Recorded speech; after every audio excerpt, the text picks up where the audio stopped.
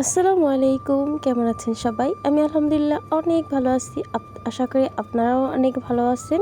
তো অনেক আগে একটা ভিডিও দিয়েছিলাম আর বলেছিলাম যে ডাটা দিয়ে কি রান্না করি সেটা আপনাদের সাথে শেয়ার করব। তো আজকে হচ্ছে ফুল ভিডিওটা আপনাদের সাথে শেয়ার করছি। আর এগুলো হচ্ছে ঢেঁড়স গাছ, এখন অলরেডি বড় হয়ে গেছে, আমরা খাচ্ছিও। এইদিকে যতদূর চোখ যায় শুধু সবজি ক্ষেত আর সবজি ক্ষেত, দেখতেও কিন্তু অন্যরকম একটা ভালো লাগা কাজ করে। একদম টাটকা সবজি। ডাঁটাগুলো এখনও খুব একটা বড় হয়নি, তার আগেই খাওয়া শুরু করে দিয়েছি। এগুলো হচ্ছে বিক্রি করবে না, সব বাসার জন্য, এজন্য ছোট থেকেই খাওয়া শুরু করে দিয়েছি। আর এগুলো হচ্ছে অন্যদের ক্ষেত, খুব সম্ভবত এগুলো ধুন্দুল না কি যেন বলে ওই ক্ষেত। তো আমি বাড়িতে চলে আসলাম। এগুলো হচ্ছে বেগুন আর দু একটা আলু দিয়ে ছোট মাছ রান্না করব।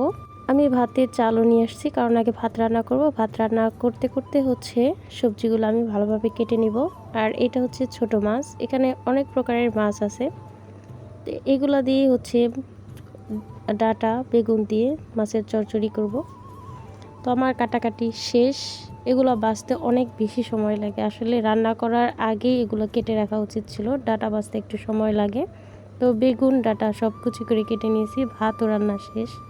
ভাত রান্না শেষ, আবার তরকারিটাও কাটা শেষ। এখন আমি তরকারি রান্না করে নেব। রাত হয়ে গেছে কাটতে কাটতে, বিকেলে যেহেতু আসছি রান্না করতে। তো এইখানে আমি পেঁয়াজ মরিচের পরিমাণটা একটু বেশি দিয়েছি, কারণ ঝাল বেশি ভালো লাগে। আমি মরিচের গুঁড়ার পরিমাণটা একটু কম দিছি, যেহেতু এডিট করছি সেই জন্য একটু লাল দেখাচ্ছে, কিন্তু মরিচের গুঁড়ার পরিমাণটা কম দিয়ে কাঁচামরিচটা বাড়িয়ে দিয়েছি। তারপর হচ্ছে সবজিগুলো দিয়ে দেবো। আমি এখানে কোনো প্রকার আদা বাটা দিই নাই, কারণ আমার আম্মু বলে ছোটো মাছে আদা বাটা দিলে নাকি মাছের গ্রানটা থাকে না, মানে অরিজিনাল যে গ্রানটা আছে ওইটা নাকি ভালো আসে না। আসলেই কিন্তু তাই। তো এখানে আমি মাছগুলো ভালোভাবে ধুয়ে নিয়েছি, একবারে সাদা পানি বের হওয়ার আগ পর্যন্ত আমি হচ্ছে মাছ ভালোভাবে ধুই।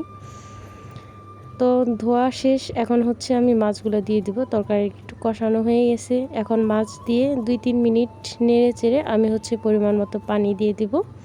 মাছটা চচ্চড়ি করব, ঝোল রাখবো না, একদম পানি দিয়ে শুকিয়ে ফেলবো।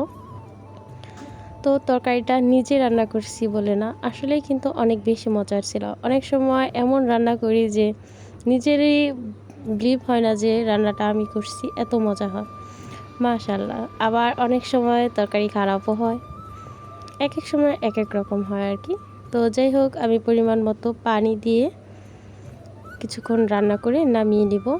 আর যারা যারা আমার ভিডিওটা শেষ পর্যন্ত দেখেছেন তাদেরকে অনেক বেশি ধন্যবাদ। ভিডিওটা ভালো লাগলে অবশ্যই একটা কমেন্টস করবেন। আর এইটা হচ্ছে আমার তরকারি ফাইনাল লুক।